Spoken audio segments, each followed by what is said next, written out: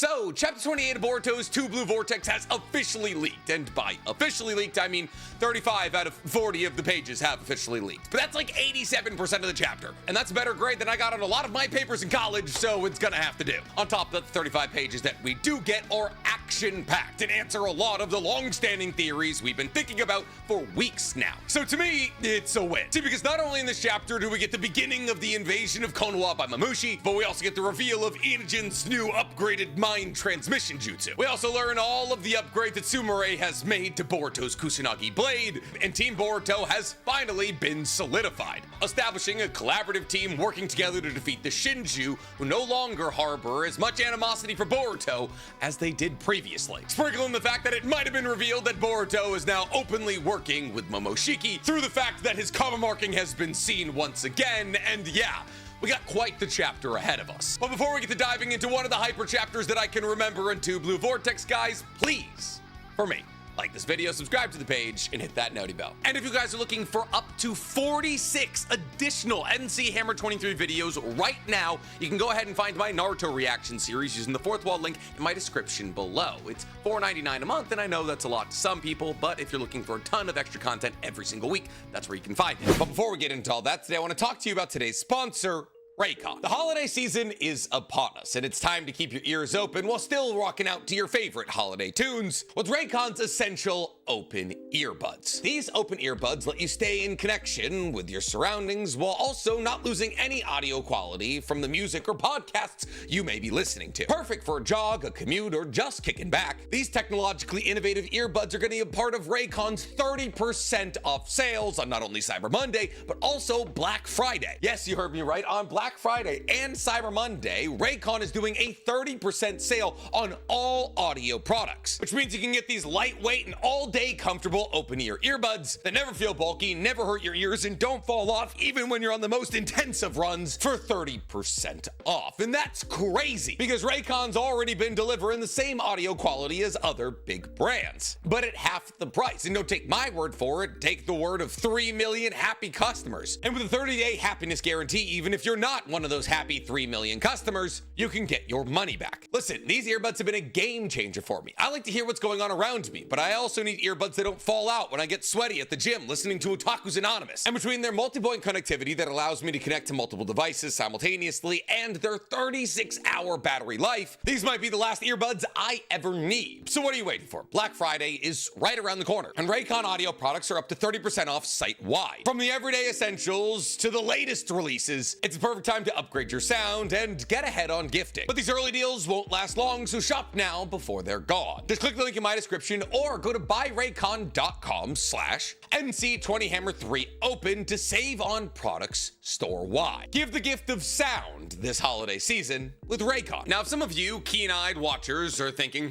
the angle of Nick's camera seems different. Yeah, it kind of is. I bought a 55-inch curved monitor. It's massive, and my camera used to be about this high, but now it's about that high. But the monitor's really funny, and I'll be damned if I don't use my money on things that make me chuckle. Anyways, moving immediately forward, Chapter 28 does not pick up where Chapter 27 left off. Well, Chapter 27 left off with the conversation between Sumire and Boruto about Sumire improving Boruto's Kusanagi blade, and Mamushi standing on top of the wall of Konoha, ready to launch his invasion. Chapter 28 rather opens up with Inujin, still inside of Boruto and Kashin Koji's hideout, making some iteration of the mind transmission jutsu hand seal. And rather perplexingly, while Inujin is focusing on the ground, a ball of energy seems to well out of it. It's at this point on the next page that it's revealed that Kashin Koji and Boruto are behind Inujin. And it's at this point that Kashin Koji chips in and says, well done, it's more or less beginning to take shape. After which Boruto chimes in by saying, wow, that's impressive. I didn't think you were going to be able to master it in just one day like you said you would. Now, obviously, all this is in reference to the upgraded version of the mind transmission jutsu that Inujin taught himself in some far-off post-apocalyptic future where Himawari dies. A future that Kashin Koji was able to peer into and see this upgraded jutsu and tell Inujin how to do it. Now, we hypothesized that this upgraded version of the mind transfer jutsu was going to be something that could possibly allow for Inujin to kill someone while occupying their mind, or maybe something that would allow him to control multiple people simultaneously without having his soul eject from his body. However, we were wrong. Inujin's upgraded jutsu is less mind transfer jutsu and more mind transmission jutsu. But we'll get to that in a second when Inojin explains what this new jutsu is. Anyways, after Boruto gives Inojin a nice big pat on the back, Inojin turns to him and says, all right, Boruto, let's make this clear here. I'm here for Konoha and Himawari. I want nothing to do with you. I don't forgive your act of treason, and I do not see you as a comrade. Because it's important to note here, guys, Inojin is still under the effects of omnipotence. He just cares about Himawari. Now, in response to this, Boruto says, well, it's not like I've accepted you either, but just know, if you ever once make Himawari cry,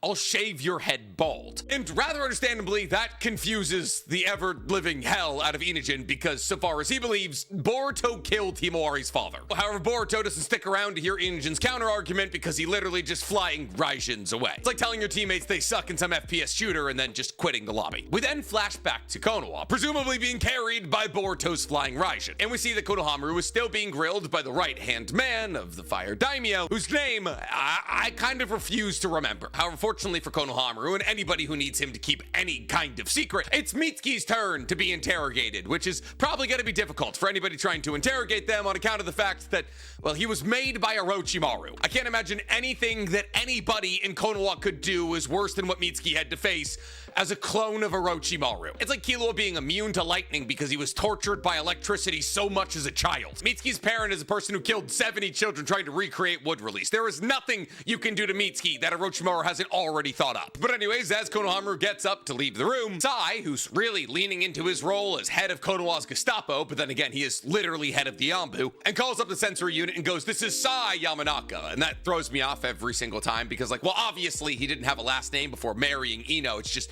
I always forget he took Ino's last name. But anyways, Sai, on his call with the sensory unit, tells him he wants logs of Konohamaru's outgoing conversations, specifically from the last few minutes, because while watching Konohamaru get interrogated, Sai had a sneaking suspicion that he was talking to somebody else. However, the sensory team tells Sai that the last time that Konohamaru used any connection through the sensory unit was last night for his standard check-ins. And thus we see Sai come to the realization that somehow, someway, Konohamaru was talking to somebody using mind transmission jutsu, but it wasn't through the sensory unit. And that's an especially scary thought for Sai when you consider the fact that he is head of the Yambu, and really the only two people in the village who would be able to do that are his son and his wife. Now, after Sai closes this transmission with the sensory unit, right-hand man starts his interrogation of Mitsuki. As he says to Mitsuki, when Boruto escaped, you were the closest person to him. Taking into account those circumstances, I have a few questions I'd like to ask you. And then we don't see those questions, because those questions are objectively not that important. You know what is important? Boruto's new sword. Because we all but immediately cut away from right-hand man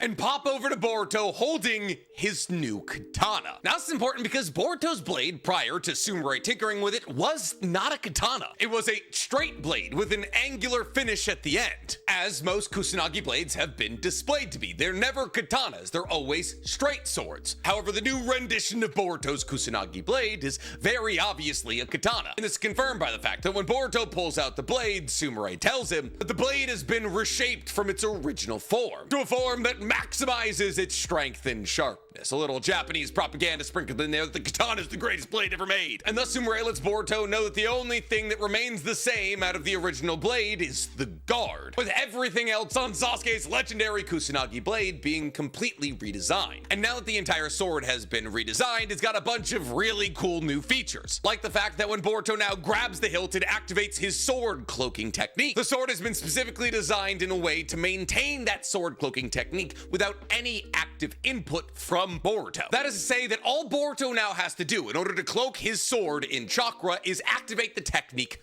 once. And once the technique is activated, it will remain activated until Boruto lets the sword go. Now, obviously, this sounds like a kind of minor upgrade. This allows is that Boruto, whenever he enters into combat, no longer has to focus on maintaining a chakra cloak over his sword. The sword itself will do that. All Boruto has to do is activate it at the beginning of a fight. And thus exactly what Sumire did to this blade begins to be unveiled. See, because as Boruto activates his sword cloaking technique, he looks down at the blade and says, it's slight, but This thing's absorbing my chakra. To which Sumire says, yes, but don't worry. Because of that slight pulling of your chakra, you no longer have to worry about constantly maintaining your sword cloaking technique, as your technique will remain in effect until your chakra runs out. Sumire continues on as she says, but be careful. If somebody whose chakra signature is not registered to this blade grabs it, their chakra will drain incredibly quickly. See, Sumire decided to add this safety measure onto this now legendary blade in case somebody tried to steal Boruto's blade mid-combat. However, because it's Boruto's blade and was previously Sasuke's blade, both Sasuke and Boruto's chakra signatures have been applied to the sword to ensure that they would be able to use it. And also for work purposes, Sumire registered her own chakra signature because like she has to hold it to work on it. And Boruto seems stoked about all of these developments, which makes sense. Boruto is highly invested in the idea of scientific ninja tools. However, Sumire has one last thing to say to Boruto, and that is that this sword has some special material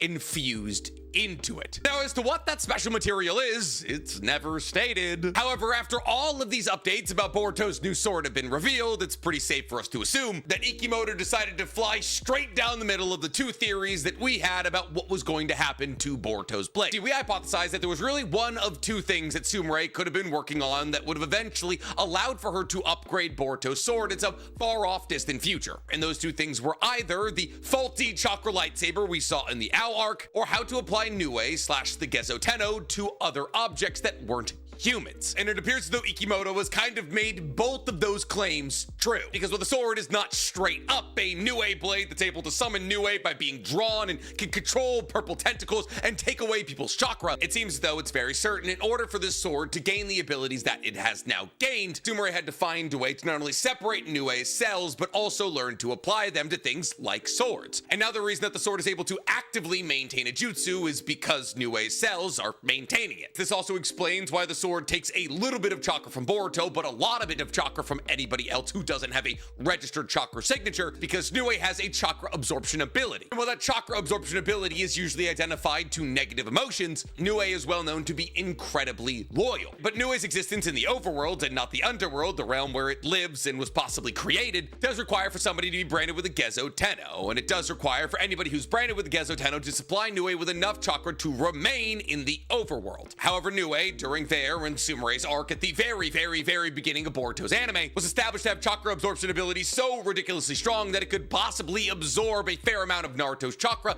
and become unstoppable. So it obviously doesn't siphon off this ridiculous amount of chakra from its summoner, but it can take that amount of chakra off people that it attacks. There's also a fair amount of those chakra lightsaber aspects in this new Kusanagi blade, as it was established during the Ao arc that the biggest problem with the chakra lightsaber is that you could barely activate it without running out of chakra.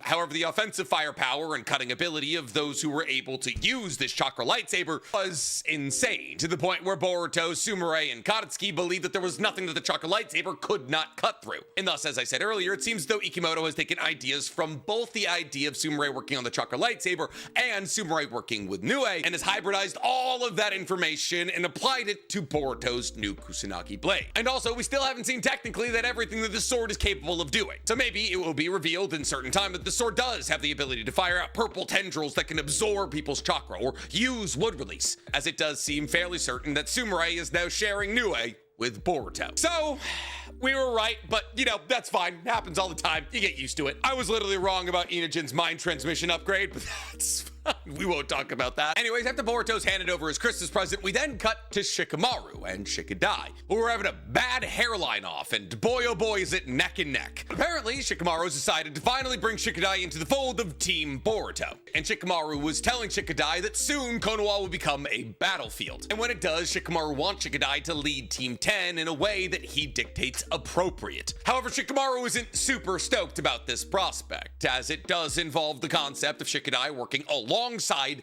Boruto. Unless Shikadai tries to stand up to his dad, saying, how can you, as the 8th Hokage, who was best friends with the 7th Hokage, work with somebody like Boruto? But at this point, the Shikamaru turns to Shikadai and says, I took an oath when I took this position as the 8th Hokage, that I would never bend my convictions, no matter the circumstance. Just as Naruto did. And that's what I'm doing right now. I'm not yielding to pressure. I'm not taking a knee. I'm not compromising in my convictions at all. I am making a decision to protect Konoha, and whatever I need to do to ensure that Konoha is protected, I will do. When it comes to a battle against the Shinju, Boruto's cooperation is absolutely necessary. And if you can't accept that, well, then that's fine, and you won't participate in this mission. This isn't in order. But if you won't partake in this mission, don't tell anybody about the conversation we're having right now. And thus in this moment, Shikamaru is not trying to tell Shikadai that he's under the effects of some global sweeping genjutsu, but rather just making a plea to his son to understand that he hasn't lost his mind, that he still has his convictions, that he's still the same dad and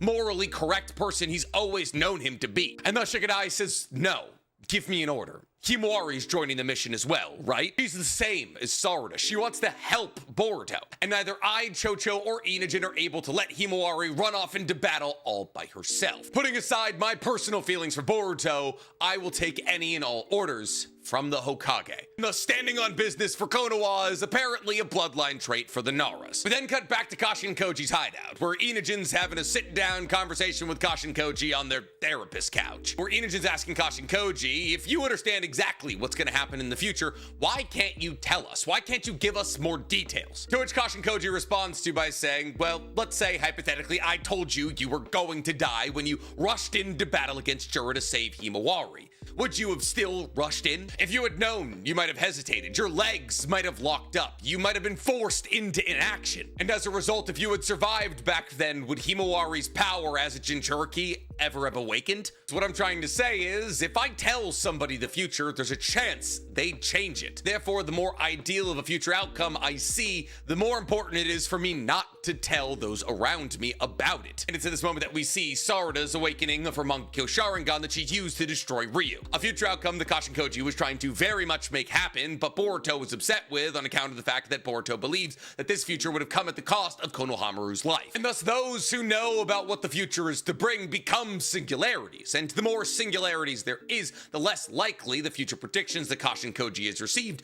will be accurate. And thus who Kashin Koji tells about individual aspects of the future he's seen, he has to be very guarded about. Oh, I completely forgot to bring this up. The fact that Boruto's sword absorbs chakra from everyone who's not him, Sasuke, or Sumire is absolutely gonna play into like a Boroshiki transformation at some point. During the Ao arc, Team 7 literally throws the chakra lightsaber to Ao and then binds his hand to it after activating it to drain him out of all of his chakra. There is 100% gonna be a moment later on in the manga when Momoshiki takes over Boruto's body and Boruto forces Momoshiki to hold on to the katana, because while Boruto's chakra signature is registered to the katana, Momoshiki's isn't. And like, there's not enough meat on that bone to make a whole theory about it.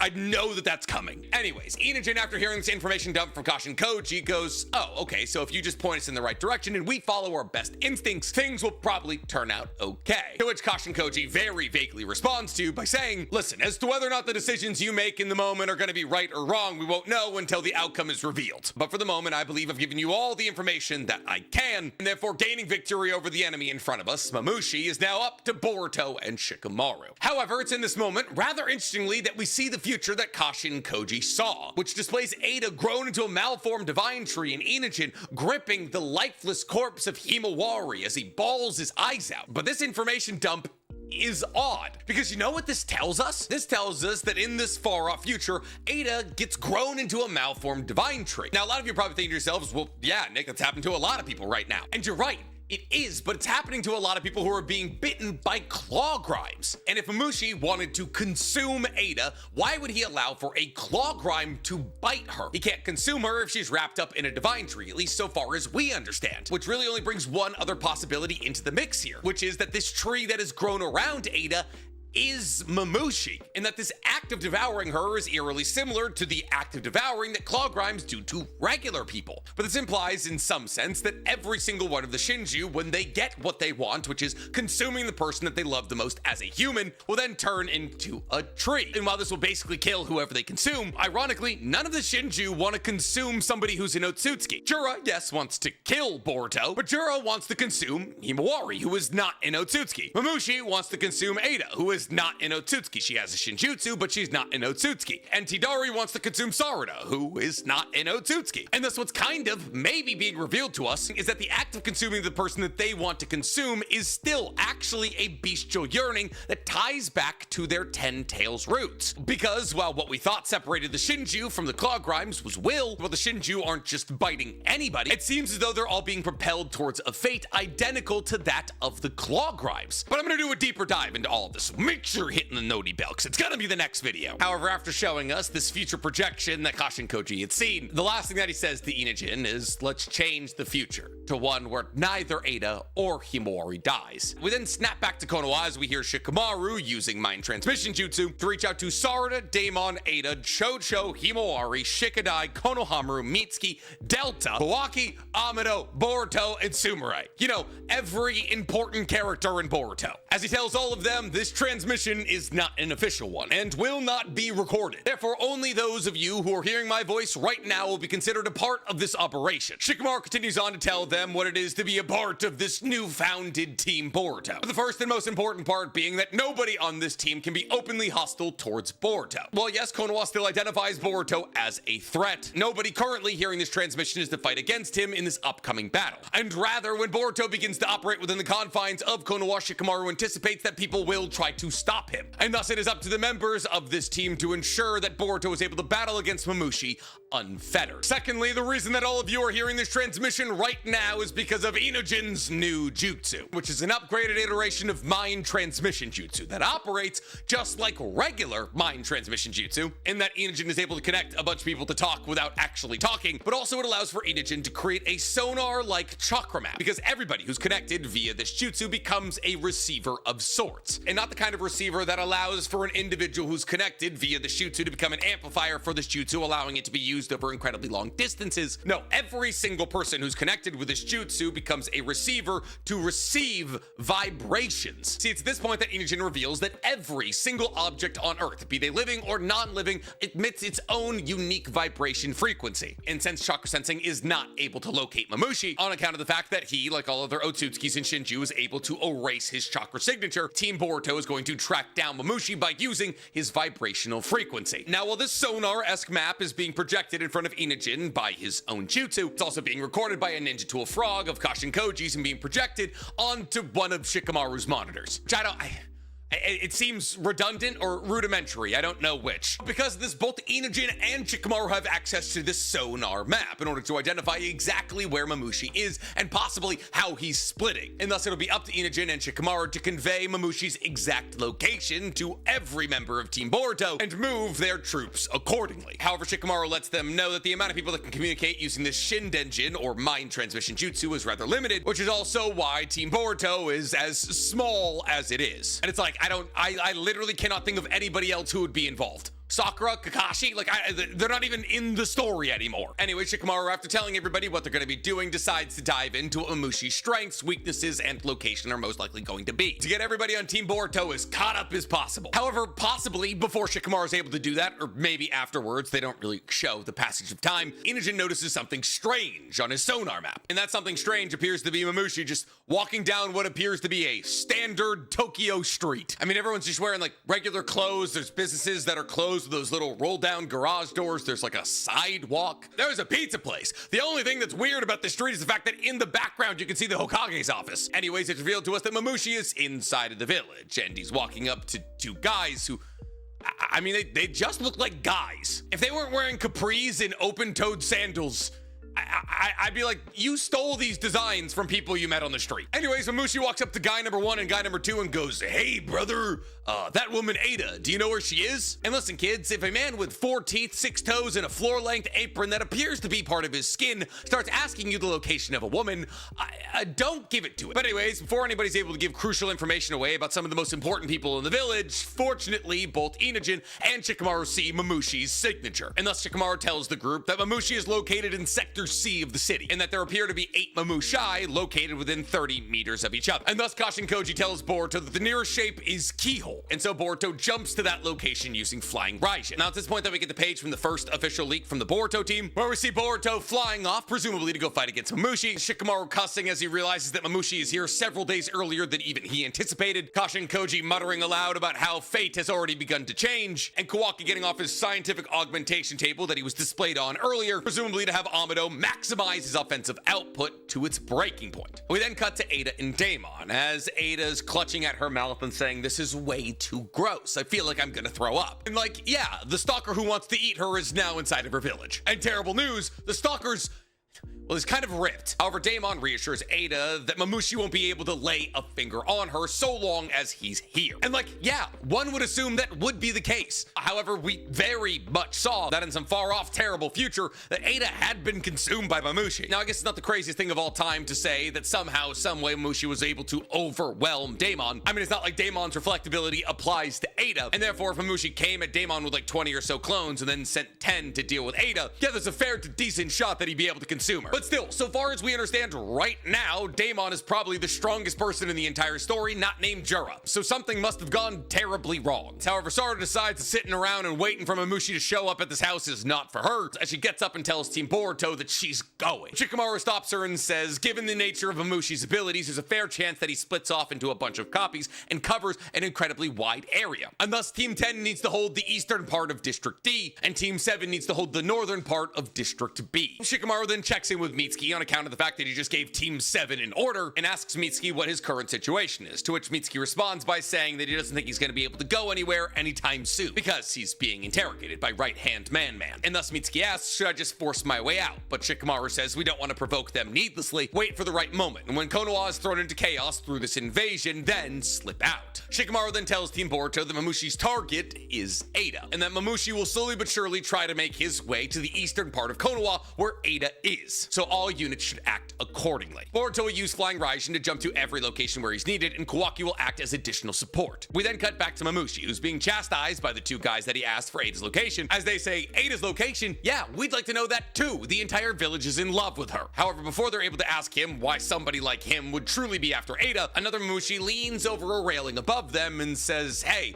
comrade, you can kill them if you want to. Make sure you don't destroy any buildings or anything. I don't want Jura chewing us out. Confirming what we heard in the last chapter, where even though Mamushi is invading Konoha, he's not gonna try to destroy anything. The ground Mamushi then says, well, if you know nothing, then you're useless to me. Sorry for interrupting, brother, and then just walks away. So apparently some of the Mamushis chill as hell. However, unfortunately, what happens to this Mamushi, not chill as hell, because Boruto appears out of nowhere behind this walking Mamushi and launches 2 slashes straight through his skull. One cutting through his jaw section and the other cutting directly through his 2 Rinnegan. Because for those of you who don't remember, the Mamushi need to have both their Rinnegan destroyed, because so long as they have at least 1 Rinnegan, they'll be able to duplicate. Now, it's technically the end of what the leaker was able to give us. However, we did get our second official sneak peek from the Boruto team, in which we see Boruto battling against more Mamushi, and things aren't going super well for him, as he has to dodge an attack from Mamushi that barrels him into a nearby wall. After that, from the leaker, we also got the final page of the chapter. And as there's only 40 pages in every chapter of Boruto, that means that we got 36 out of the 40 pages. But this final page is by far and away the most important page in the entire chapter, because in this page we see 2 Mamushin facing down against what appears to be a slightly injured Boruto. However, something has changed with this Boruto, because as he stands amongst a cloud of dust, he says, yeah, I just can't get used to it. That itchy, irritating feeling that happens when you absorb chakra. But how is he able to absorb what I can only assume to be some kind of chakra blast from the Mamushin? Well, apparently Boruto has regained access to his karma marking. But how and why? Didn't Boruto have a guttural and visceral fear that the next time he used his karma marking, Momoshiki would take over his body? And yet he not only has his karma marking fully activated, but he's using it to absorb chakra. And so far as I can tell, Kawaki is nowhere to be found. And thus this isn't because of karmic resonance, and rather is simply because Boruto knew he needed it. So was some kind of deal struck between Boruto and Momoshiki to allow Boruto to use the karma marking until Juro was defeated? Is this actually Boroshiki that we're dealing with right now? Or have Momoshiki and Boruto found some kind of Naruto and Kurama relationship where they use each other's powers? Well, who's to say? Well, I guess me, because I'm going to be talking about it all in one of the next videos that comes out on the channel, so hit the noti bell. But a possible hint about what could be going on here is told to us in the narrator's sign-off to this chapter, which is, and I quote, I'm going to have to turn my head sideways here, the power you have gained is a double-edged sword. Give up everything, devote your life, and burn your very soul to defeat the divine tree. So it seems as though, to me, some kind of deal has been struck between Boruto and Momoshiki. Now, as to what that deal is and what it means for the future of Konoha, well, you're gonna have to see in our next video. But until then, I'm curious to hear from you guys. What did you think about this chapter? What do you think about the beginning of Mamushi's invasion? Do we think that Boruto's sword has Nue in it? Oh my god, I'm so curious to hear from you. Let me know in the comments below. And while you guys are down there, please, for me, like this video, subscribe to the page, and hit that noti bell. Does this camera angle make me look littler? Probably. I don't care. I'm little. I acknowledge it.